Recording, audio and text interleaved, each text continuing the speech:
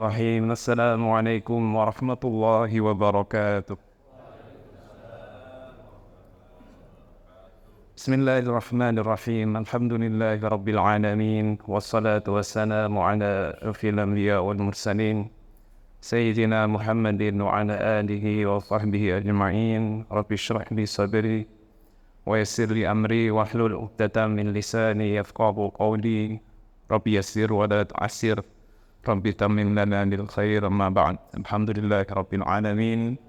Puji syukur kepada Allah Subhanahu wa taala kita berkumpul di salah satu tempat yang paling mulia di muka bumi ini, yaitu masjidnya Allah Subhanahu wa taala. Dan alhamdulillah hari ini kita berkumpul di Masjid An-Nur ini. Mudah-mudahan datangnya panjenengan semua membawa barokah bagi masjid, menjadikan masjid ini semakin makmur, terutama tadi yang diharapkan oleh pembina GSB, agar kemudian yang jauh saja datang, apalagi yang dekat, mudah-mudahan kebarokahan ini menular kepada penduduk yang ada di sekitar perumahan Taman Gading ini. Amin Allahumma amin. Saya hormati takmir Masjid An-Nur, Ustaz Khalil dan para takmir lainnya. Kemudian pembina GSB, Ustaz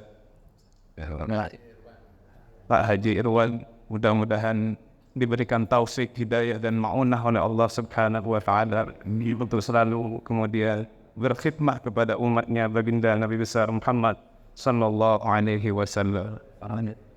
Alhamdulillah kita berkumpul di pagi ini, dan informasi dari baginda Nabi besar Muhammad sallallahu alaihi wasallam dikatakan di antara satu golongan yang kemudian mendapatkan naungan daripada Allah Subhanahu wa taala di hari tidak ada naungan yang lain, yauma la dhilla illa dhilluh, adalah rajulun qalbuhu mu'allaqun bil masajid.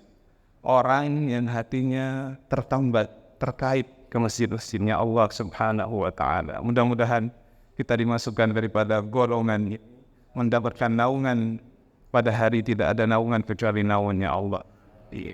Saya masih ingat dahulu kita di masjid saya luar biasa bersama Habib Basim, dan beliau menyampaikan sebuah hadis, Allahumma arham ummati fi bukuriha, ya Allah berikanlah rahmat kepada umatku fi bukuriha, di waktu pagi mereka. Jadi waktu pagi ini adalah waktu yang penuh keberkahan, didoakan khusus oleh baginda Nabi besar Muhammad sallallahu alaihi wasallam.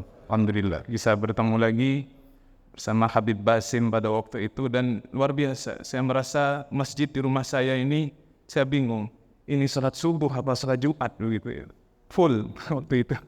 Jadi full kedatangan Habib Basim. Alhamdulillah, jadi kita merasakan nikmat salat subuh seakan-akan salat Jumat, ya karena jamaah GSB. Kalau bukan GSB, salat subuh kata Ustaz Khalil tadi 1-2 saf saja. Alhamdulillah rabbil alamin. Pada kesempatan kali ini saya akan menyampaikan sesuatu hal yang kemudian menjadi penting untuk kita ketahui bersama, bahwasanya manusia itu untuk melakukan sesuatu dalam dirinya, kebaikan-kebahagiaan yang akan dia lakukan, harus dimulai dari pemahaman.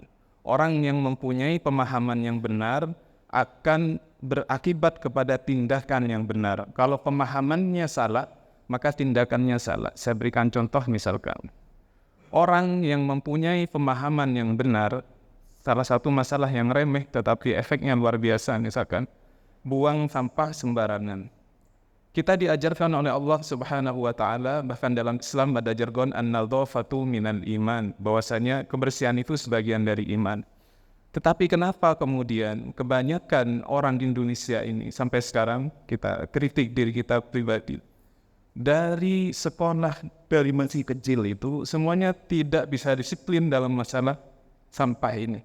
Katakanlah misalkan sekolah mengajarkan kita untuk kemudian membuang sampah pada tempatnya. Ketika dia ujian, maka murid-murid SD akan mengatakan, buanglah sampah pada, dia bilang, tempatnya. Tapi kenapa ketika mereka membeli es, ketika mereka membeli cilok dan lain-lain, habis makan langsung dibuang. Ini menjadi problem. Berbeda antara yang diajarkan dengan amal mereka, dengan perbuatan mereka. Maka sama seperti sholat ini. Ketika kita mempunyai pemahaman yang baik tentang sholat, maka kemudian ini akan berakibat kepada baiknya juga sholat kita. Baginda Nabi besar Muhammad sallallahu alaihi wasallam dalam sebuah hadis qudsi, Allah Subhanahu wa taala berfirman, "Qassamtu shalat baini wa baina 'abdi nisfain." Aku membagi salat itu antara aku dan hambaku menjadi dua. Jadi salat itu eporak, katanya orang Madura, eporak, dibagi dua antara Allah dan hamba-hambanya. Idza qala al-'abd, apabila seorang hamba berkata, "Alhamdulillahi rabbil alamin." Segala puji bagi Allah, Tuhan seru sekalian aman. Qala Allahu azza wa jal, maka Allah berfirman, hamidani rabbi. Allah, hambaku telah memujiku. Artinya alhamdulillahi rabbil alamin ketika kita membaca Al-Fatihah di dalam salat yang selalu kita ulang-ulang setiap rakaat itu, karena menurut ulama dalam mazhab kita la salata illa bi fatihatil kitab, tidak sah salatnya kecuali kita membaca surat Al-Fatihah. Maka itu adalah pujian ats-tsana kepada Allah Subhanahu wa taala. Wa idza qala ar-rahmanir rahim, qala Allah azza wa jalla, asna alayya 'abdi.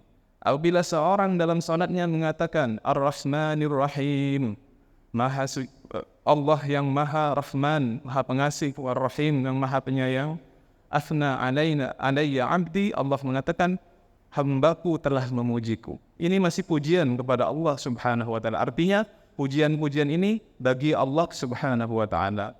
Wa idza qala maliki yaumiddin, qala majazani 'abdi. Apabila seseorang dalam salatnya mengatakan maliki yaumiddin, Tuhan seru, Tuhan pemilik hari kemudian, maka Allah mengatakan majadani 'abdi, hambaku telah mengagungkanku. Ini juga bagi Allah Subhanahu wa ta'ala. Idza qala iyyaka na'budu wa iyyaka nasta'in, apabila seseorang dalam salatnya mengatakan iyyaka na'budu wa iyyaka nasta'in, iyyaka hanya kepadamu ya Allah, na'budu kami menyembah, wa iyyaka nasta'in dan hanya kepadamu lah kami mohon pertolongan. Hadza qala hadza baini wa baina 'abdi. Dan katanya Allah, ini adalah antara diriku dan hambaku. Wa li 'abdi ma sa'al, dan bagi hambaku apa yang dia pinta. Iyyaka na'budu, hanya kepadamu lah kami menyembah, wa iyyaka nasta'in dan hanya kepadamu lah kami memohon pertolongan. Maka ini antara Allah dan kita. Kita memuji Allah, menyembah Allah, tetapi juga mengharap agar hanya kita meminta pertolongan dari Allah Subhanahu wa ta'ala. Wa idza qala siratal ladzina an'amta 'alaihim ghairil maghdubi 'alaihim waladdallin, hadza li'abdi wa li'abdi ma sa'al. Apabila dia mengatakan siratal ladzina an'amta 'alaihim ghairil maghdubi 'alaihim waladdallin, jalan orang-orang yang telah engkau beri nikmat, ghairil maghdubi 'alaihim waladdallin, bukan orang yang engkau maghdubi 'alaihim itu orang yang dimarahi oleh Allah. Apa bahasanya? Dimurkai oleh Allah, waladdallin dan bukan orang yang tersesat. Maka Allah mengatakan hadza li'abdi wa li'abdi ma sa'al. Ini bagi hambaku dan bagi hambaku apa yang dia minta. Maka salat ini sangat luar biasa, karena ini adalah dikatakan oleh ulama, salah satu kitab dalam Al-Hikam mengatakan salat itu adalah penghapus dari dosa-dosa. Salat itu penghapus dari dosa. Kenapa? Kita setiap harinya ketika kita melakukan kegiatan kita setiap hari ini luar biasa, tidak akan lepas dari dosa. Walaupun saya sendiri, siapapun di sini, saya mengajar di kampus di UINHAS itu. Kalau saya mau mengajar tentunya saya harus keluar. Ketika saya keluar itu alhamdulillah, pasti yang terlihat macam-macam.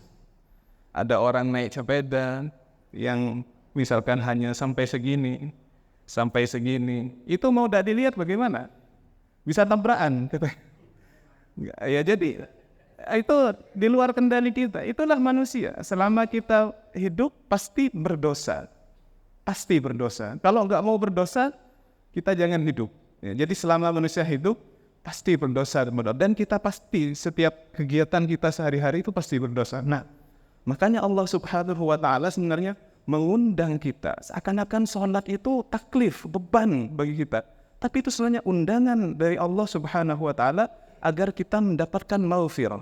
Ini adalah kebaikan daripada Allah Subhanahu wa Ta'ala. Kita merasa beban, tapi sebenarnya itu adalah undangan dari Allah 5 kali dalam sehari. Maka dikatakan oleh baginda Nabi besar Muhammad sallallahu alaihi wasallam, apabila engkau bayangkan setiap rumah kalian itu ada sungai dan kalian mandi 5 kali di sungai itu, apakah akan tersisa dari kotoran dari tubuh kalian? Kata sahabat, ya Rasulullah, tidak akan tersisa dari kotoran dari tubuh kami. Begitupun sholat 5 waktu, maka itu semuanya akan menggugurkan dosa-dosa. Makanya selama kita kemudian menjadi manusia, sholat ini diundang oleh Allah Subhanahu wa Ta'ala untuk kita bermunajat kepada Allah Subhanahu wa Ta'ala. Kalau dikatakan oleh anak-anak muda sekarang, ada istilahnya bertepuk sebelah tangan. Artinya apa? Kita cinta kepada seseorang, tapi orang itu tidak mencintai kita. Pernah mendengar ini? Bertepuk sebelah tangan. Tapi di dalam salat ketika kita bermunajat kepada Allah, itu pasti dikabulkan oleh Allah Subhanahu wa Ta'ala. Tadi yang sudah dijelaskan dalam hadis qudsi tadi, bagaimana kita meminta pertolongan kepada Allah, meminta agar kita menjadi orang-orang yang diberikan nikmat oleh Allah. Semuanya isinya salat itu adalah doa-doa kepada Allah Subhanahu wa Ta'ala. Nabi besar Muhammad sallallahu alaihi wasallam, untuk kita bisa merasakan kenikmatan duduk di Masjid An-Nur ini dahulu, luar biasa perjuangannya. Kalau dapat kita ceritakan, yang paling membuat hati kita terenyuh adalah ketika baginda Nabi masih berdakwah di Mekah. Dakwah yang sangat sulit selama 13 tahun. Beliau mengajak penduduk Mekah, tapi yang ikut hanya dari golongan budak, orang-orang hina, pembesar-pembesar Quraisy tidak ada yang mau ikut kepada Nabi. Sehingga Nabi merasa dakwah di Mekah sudah sangat-sangat buntu. Akhirnya beliau ingin mengunjungi daerah namanya Taif. Kalau yang pernah umroh dan haji pasti pernah ke Taif ini. Taif itu pegunungan hijau, banyak kebun anggur, begitu. Pergilah Nabi Muhammad ke Taif. Tetapi orang Quraisy ketika mendengar bahwasanya Muhammad akan pergi ke Taif, mereka mengutus utusan. Nanti akan datang orang namanya Muhammad. Kalau dia datang, usir dia. Dia itu pembohong, pendusta, itu akan meracuni pikiran kalian. Akhirnya orang Taif termakan dengan ucapan orang-orang kafir Quraisy. Nabi Muhammad waktu itu mengajak putra angkatnya bernama Zaid. Berjalanlah beliau menuju Taif. Jauh, dari Mekah jauh Taif ini. Sesampai di Taif, betul, ketika Nabi mengunjungi salah satu pembesar Taif, bukan dengan tangan terbuka, Nabi Muhammad diusir dari Taif. Bahkan anak-anak yang masih kecil itu disuruh melemparkan batu pada baginda Nabi besar Muhammad SAW sampai kaki beliau itu terluka. Itu Nabi Muhammad dalam kondisi yang sangat sedih pada saat itu, sehingga beliau keluar dari Taif sangat sedih dan beristirahat di sebuah tempat dekat dengan tempat kebun anggur pada waktu itu. Ada seorang menghadiahkan anggur, ada orang beragama Nasrani menghadiahkan anggur pada baginda Nabi besar Muhammad SAW. Di saat itu Nabi sedih. Datanglah malaikat Jibril kepada baginda Nabi besar Muhammad SAW dan mengatakan, ya Muhammad, ada pesan dari malaikat penjaga gunung besar namanya Ta'asyabain, 2 gunung besar. Kalau engkau mau ya Muhammad, akan aku timpakan 2 gunung ini kepada penduduk Taif. Apa jawab baginda Nabi besar Muhammad SAW? Bukan itu yang aku inginkan.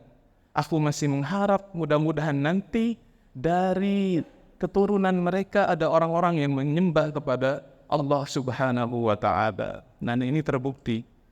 Sekarang kita lihat bagaimana seluruh jazirah Arabiyah itu kemudian semuanya muslim mayoritas, bahkan berkat dakwah kelembutan baginda Nabi besar Muhammad SAW, kita ini orang Indonesia sampai menikmati agama Islam juga. Ini dakwahnya baginda Nabi begitu. Kalau kita sekarang, jangankan disakiti, semut aja menggigit kita langsung dipites itu. Salah apa dia?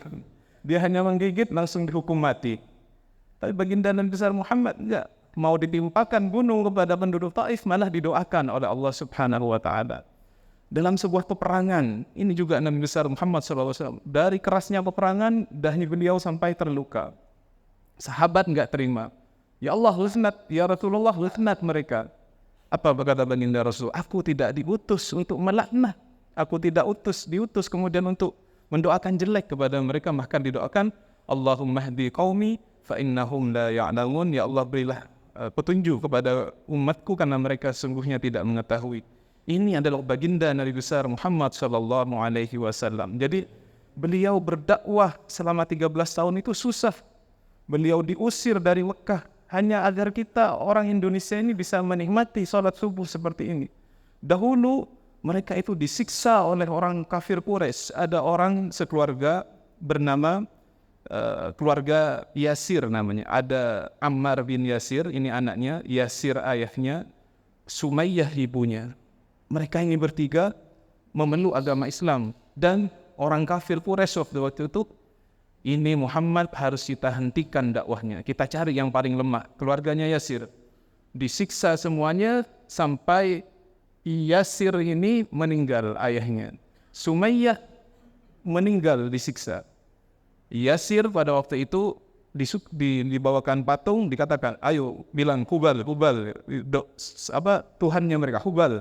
Akhirnya karena Ammar bin Yasir ini anaknya tidak tahan dengan siksaan, akhirnya bilang Hubal begitu. Dan dia sangat sedih ketika ayahnya tetap mengatakan Ahad, Ahad.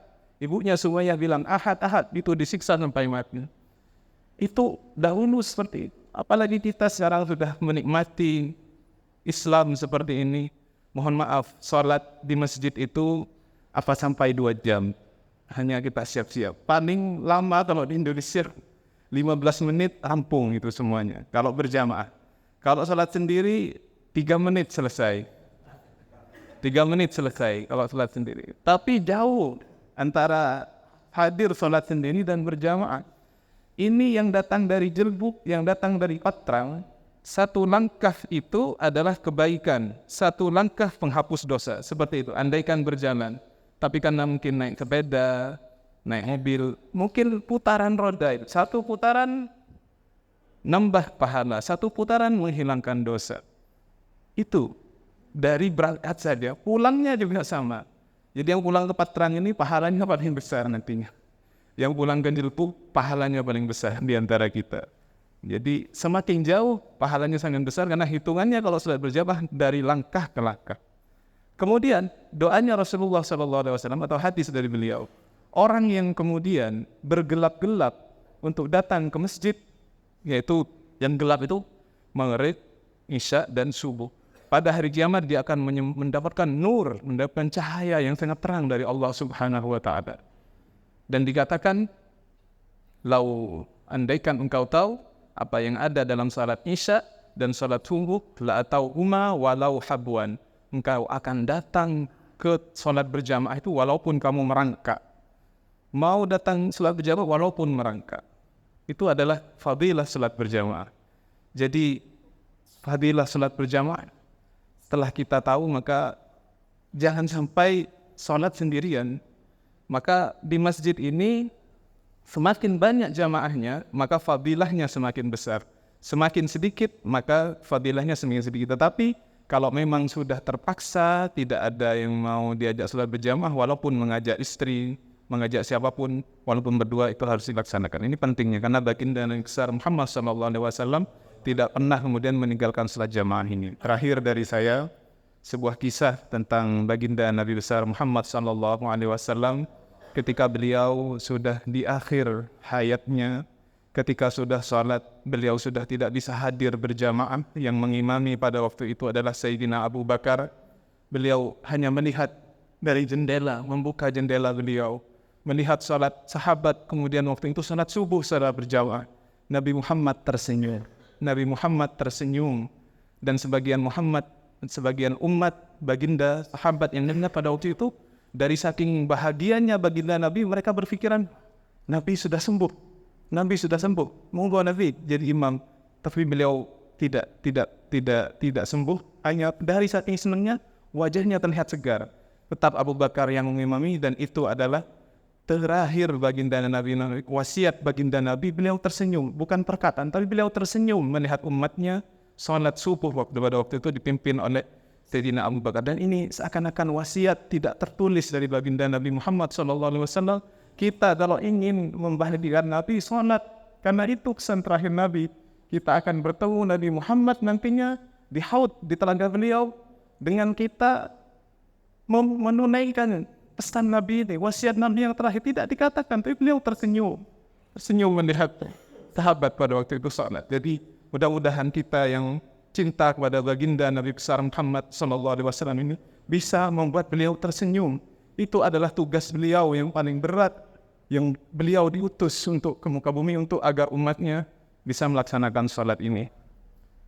Ini yang bisa saya sampaikan. Mudah-mudahan apa yang disampaikan tadi menjadi ilmu yang bermanfaat bagi kita semuanya. Mudah-mudahan diberikan istiqomah.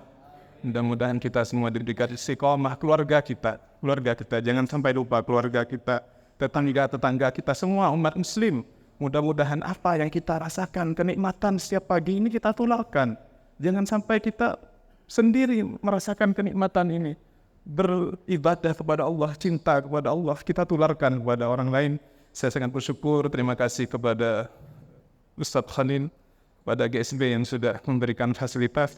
Mudah-mudahan ini menjadi silaturahmi bagi kita, dan kita mudah-mudahan dipertemukan lagi dalam keadaan yang lebih baik. Ini yang bisa saya sampaikan. Ihdinas siratal mustaqim, siratal ladzina an'amta 'alaihim ghairil maghdubi 'alaihim waladdallin. Amin. Assalamualaikum warahmatullahi wabarakatuh. Waalaikumsalam. Semakin tersenyum. Sebelum doa, akan mempersiapkan kepada baca sesuai dengan berdialog. Setelah doa, awalnya cara pulang dari dan dulu karena ada selamat pagi yang sudah disediakan. Terima kasih. Kira-kira. Bismillahirrahmanirrahim. Alhamdulillahirabbil alamin. Wa sallallahu ala sayyidina Muhammadin wa ala alihi wa sahbihi ajma'in. Allahumma ja'al jam'ana hadha jam'an marhuman wa tafarruqana min ba'dihi tafarruqan ma'suma wa la taj'al fina shaqiyyan wa la mahruma. Allahumma la tada' lana fi majlisina hadha dhanban illa ghafarta wa la hamman illa farajta wa la daynan illa qadayta wa la hajatan min hawaij dunya wa laka salah wa lana ridan إلا قضيتها ويسرتها يا رب العالمين. وصلى الله على سيدنا محمد وعلى آله وصحبه وسلم. سبحان ربك رب العزة عما يصفون وسلام على المرسلين والحمد لله رب العالمين. بسر الفاتحة من الشيطان الرجيم.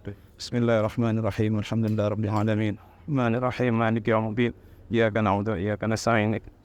استقيم صراط الذين